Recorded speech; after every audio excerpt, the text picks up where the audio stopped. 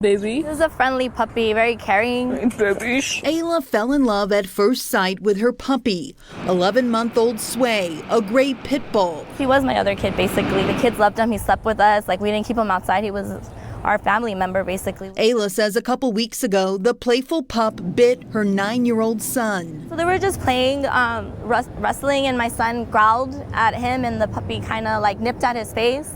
And I had to take him to go get one stitch. The hospital alerted Las Vegas City Animal Control.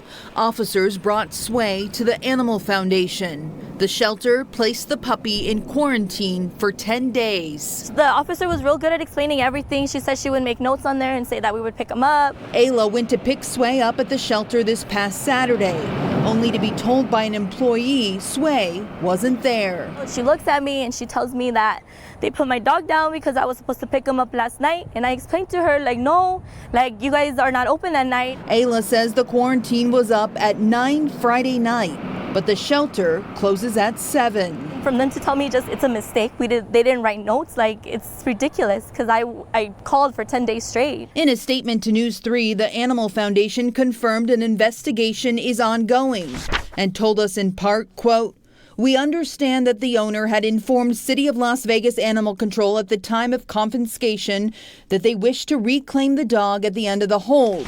However, that did not happen, and at this time we are seeking additional information to determine what exactly happened." It was a preventable tragedy. Gina Greisen is with Nevada Voters for Animals, an organization now trying to get to the bottom of what went wrong. It was noted in the computer that this owner was going to reclaim the dog, and she had had multiple conversations with people at the shelter. As for Ayla, None of it makes sense, like, none of it. she says sorry won't bring back Sway, and it's no excuse for what happened. Now my son feels guilty because he thinks, like, the dog died because of him, because he was put in there because of that, and it's horrible.